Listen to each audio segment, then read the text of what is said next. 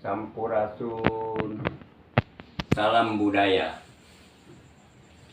Sobat guys yang budiman, jumpa lagi bersama saya Angger Surya Gumilang di channel ASG Cintailah Budaya Indonesia. Salam budaya. Sobat guys, kali ini saya akan membahas sebilah pusaka atau senjata tradisional kujang. Kujang ini adalah senjata tradisional zaman dahulu kala, adalah kerajaan Tarumanagara sampai Pasundan Pajajaran.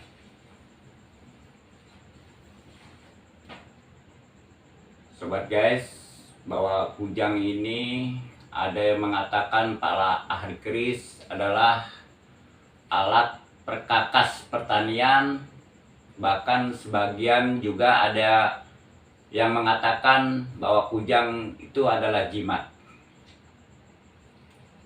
Baiklah sobat guys, saya akan terangkan kedua-duanya sebagai jimat, sebagai pusaka, juga sebagai alat perkakas pertanian. Perhatikan sobat guys, kujang adalah sebuah bentuk senjata yang unik dan dikenal dari daerah Jawa Barat. Kujang mulai dibuat sekitar abad ke-8 atau ke abad 9 guys. Terbuat dari besi, baja, dan bahan pamor.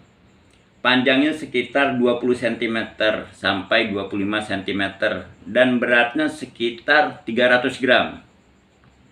Kujang merupakan perkakas yang merefleksikan ketajaman dan daya kritis dalam kehidupan, juga melambangkan kekuatan dan keberanian untuk melindungi hak dan kebenaran.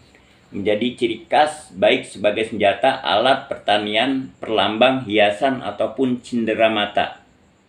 Pada zaman dahulu, perkakas itu hanya digunakan oleh kelompok tertentu, yaitu para raja, Prabu Anom, golongan Pangiwa, penengan, golongan agamawan, para putri, serta golongan kaum wanita tertentu, dan para kekolot sesepuh atau lebih dikenal masyarakat umum Sunda Wiwitan.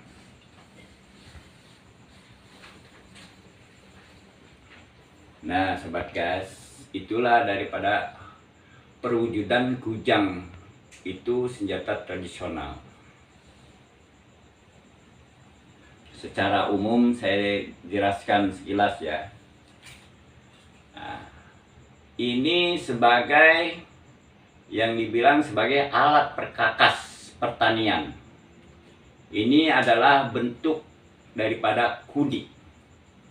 Nih, kudi ini ada dua jenis. Ada yang melambangkan cangak seperti burung. Diperkirakan sebelum teknologi logam telah dicapai pada masa kebudayaan Dongson atau perunggu sobat guys, manusia telah menciptakan bentuk dasar sebuah perkakas senjata yang khas dari batu pipih, kemudian berkembang dibuat dari perunggu. Perkakas itu dipakai sebagai alat pemotong dan dapat dilemparkan untuk mengenai binatang buruan. Bentuk perkakas dari batu maupun perunggu ini berkembang setelah teknologi tanpa besi mulai dikuasai pada zamannya. Nah sobat guys, pada lain menyatakan bahwa di Nusantara pada umumnya perkakas kudi berbentuk tanduk rusa menjadi senjata berburu dan alat pemotong yang dipercaya dapat dilemparkan dan kembali dengan sendirinya ke tangan pemiliknya, seperti aborigin Australia bumerang. Kudi ditemukan di Kepulauan Alor, Jawa, Madura, Bali, Sumatera, Sulawesi, dan Kalimantan. Hingga saat ini kudi atau hodik sebutan bahasa Madura dipercaya oleh para tetua Madura memiliki kekuatan sebagai senjata yang dapat dikirimkan secara halus dan kemudian dapat dikembalikan secara telah membunuh sasarannya, baik manusia, musuh, atau binatang buruan mistiknya ya. Konon kudik di Madura berevolusi sebagai senjata umum yang disebut caluk hingga mencapai bentuknya yang sekarang kita kenal disebut celurit atau celurit. Sementara di Jawa pada umumnya kudi mengalami evolusi bentuk dan berkembang menjadi bentuk perkakas yang disebut bendo arit atau arit. Nah, jadi ini di Jawa Timur pada umumnya disebutnya kudi sebagai alat arit, menyabet rumput atau memotong manen padi. Itu adalah bentuk dari sebuah kudi. Sebelum kujang, jauh sebelum kujang ada kudi, ada yang buat berburu atau mencari ikan, tuh ada nenggolo yang berbentuknya seperti busur panah. Sobat guys, sekali lagi itu dari sudut pandang secara pusaka atau senjata tradisional. Baik, ada juga yang mengatakan bahwa kujang itu adalah jimat. Dari segi mana kita memandangnya, bos? Kujang ini adalah jimat. Nah, tentunya dari pandangan supranatural atau mistis. Baik, sekali lagi kita perhatikan sobat guys, akan saya terangkan. Kujang dan kebutuhan mistik ya. Pluto juga mengatakan pada abad 427 sampai dengan 347 setelah Masehi. Filsuf Yunani beranggapan bahwa semua benda alami merupakan pengejawantahan atau simbol-simbol yang tidak sempurna dari gagasan idea ilahiyah. Namun sebaliknya, menusik filsuf lain, manusia berupaya melalui penciptaan seni dengan rasa dalam upaya untuk lebih mendekatkan idea-idea keilahiyaan daripada langsung mencari faedah keberadaan benda-benda alam, realitas ideal, serta mengatasi keduniawian. Itu saudara sobat guys. Kesadaran akan adanya spirit pada sebuah benda sering dilukiskan tidak secara anatomis atau fotografis dari benda itu. Ideanya, keilahiyahnya itu akan ditangkap dan diekspresikan dalam bentuk lain atau objek, hingga akhirnya memunculkan berbagai keindahan baru yang kita temui dalam kata seni, baik itu visual maupun mantra auditif, seni rupanya, musiknya, di situ masuk saudara guys.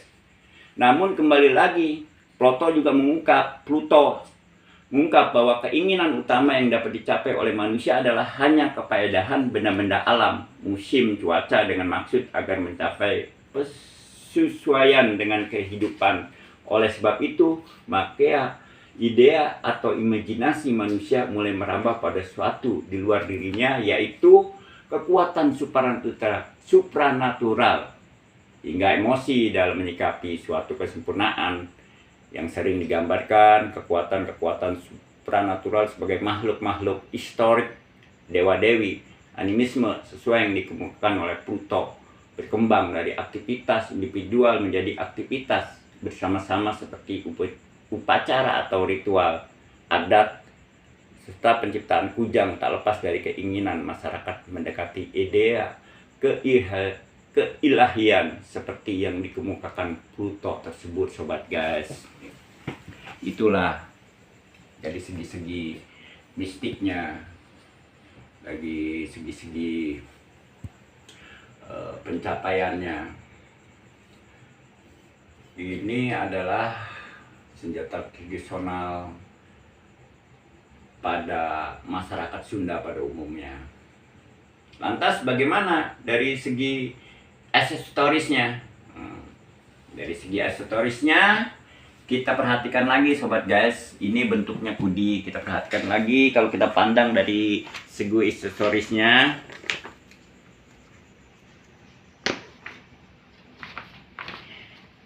kujang sering disebutkan tosan aji, jimat, atau pusaka bahwa sebagai benda ritual dianggap memiliki kekuatan magis pada masa kerajaan Tarumanegara. Kujang tidak muncul dalam catatan prasasti-prasasti. Indikasi yang ada adalah kepercayaan pada waktu itu. Sangat terpengaruh budaya pertanian. 7 prasasti terkenal memberikan gambaran itu antara lain. Nah, kalau sobat guys datang ke prasasti Carentan, atau prasasti Pasir Kelongkak, atau prasasti Kebun Kopi, prasasti Muara, Cianten, Prasasti Pasir Awi, Prasasti Cidang Hiang, dan Prasasti Tugu Cilincing, ya, di Cilincing di Jakarta Timur. Nah, berdasarkan ketujuh prasasti itu sobat guys, diketahui kehidupan sosial bersumber pada pertanian. Usaha untuk membuka hutan dan area pemukiman dilakukan dengan cara gotong royong, serta tanpa melupakan upacara adat istiadat yang sesuai dengan kepercayaan sebelum Hindu. Berdasarkan prasasti ketujuh tadi dan berita dari Cina, diperkirakan pada zaman kekuasaan Raja Purnawarman, inilah para bangsawan dan cendekiawa mulai terpengaruh Hindu, terutama kebudayaan Hindu India. Namun, di kalangan rakyat, bahasa Sanskerta dan huruf Pallava belum mempengaruhinya. Jadi pada masih kekeh. Nah, pada zaman penjajahan, Makukuhan, referensi yang ada, Kujang telah mendekati kesempurnaan setelah direka oleh para empu tersohor seperti Windu Sarpo, Empu Marcukunda, dan Ramayadi. Sebagai benda objek penciptaan, Kujang tak lepas dari pemenuhan kebutuhan ritual animistik yang sudah bergeser pada agama Hindu Jawa. Kujang selain diciptakan sebagai pemenuhan kebutuhan ritual, dengan sendirinya mengalami evolusi sebagai melengkapi nilai-nilai yang diinginkan. Penyatuan pemikiran dan perasaan menjadi dorongan untuk merubah Kujang seperti bentuk-bentuk yang ditemukan sekarang ini. Serta-merta pada tahun 1170, Kujang sebagai ajimat atau pusaka mulai digunakan oleh petinggi dan bangsawan kerajaan Jajaran Makukuhan, terutama masa pemerintahan Prabu Kudalayan.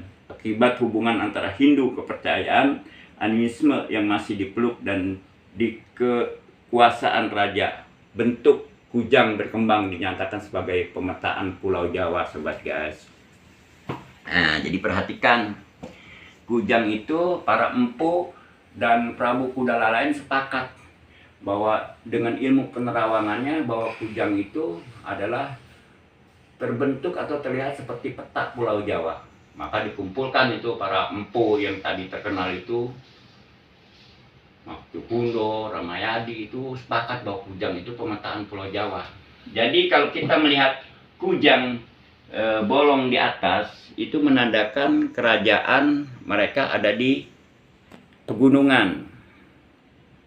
Jadi kalau kita melihat lubangnya ada di bawah, berarti menandakan kerajaan itu ada di pesisir atau di pinggir lautan. Itu sobat guys. Jadi akan banyak lagi bentuknya, nanti saya punya gambar kujang-kujang berbentuk, saya kasih lihat. Nah, seperti ini sobat guys. Ini perhatikan adalah kujang daun. Tipis sekali dia. Dari tangkainya berupa kepala, ini lihat, atau topeng, atau ini dibuat putut. Biasanya sebagai sifat kandel, tuahnya untuk pengasihan dan mudah bergaul. Nah, ini namanya kujang ciung, untuk senjata tikam dan untuk bunuh diri. Nah, ini yang pernah dipakai oleh Prabu Dyah Pitaloka untuk bunuh diri anaknya dari Surya Kencana. Pernah melakukan bunuh diri karena mempertahankan martabat bahwa tidak mau dia menjadi raja bawahan. Nah, ini kujang cengkok, ini Pakuan, sangat melengkung seperti bulan sabit nih, seperti bulan sabut. Ini banyak di daerah Bogor, seperti ini kita temukan. Nah, ini kujang cengkok Mangkubumi, agak tegak, biasanya ditemukan di pedalaman Bandung, Garut, Tasik, dan sekitarnya. Ini yang saya tunjuk ya.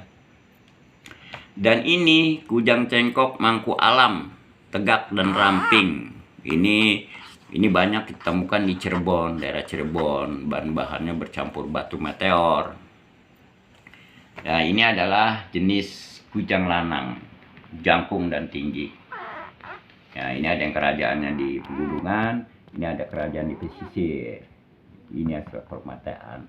Begitulah sobat guys. Baiklah sobat guys, dimanapun Anda berada, itulah penjelasan tentang senjata tradisional atau sebilah pusaka kujang. senjata tradisional Jawa Barat atau Pasundan menjadi bukti bahwa betapa adiluhungnya mahakarya nenek moyang kita. Sobat guys yang budiman, pertahankan terus budaya kita, karena budaya ini adalah sebagai ruhnya negara. Bila mana negara kehilangan budayanya, maka tidak lama lagi negara itu akan hancur. Karena ruhnya negara itu adalah budaya. Maka lestarikan terus budaya kita. Dan kalau bukan kita, siapa lagi? Sebelum saya akhiri, jangan lupa subscribe dan like. Salam budaya.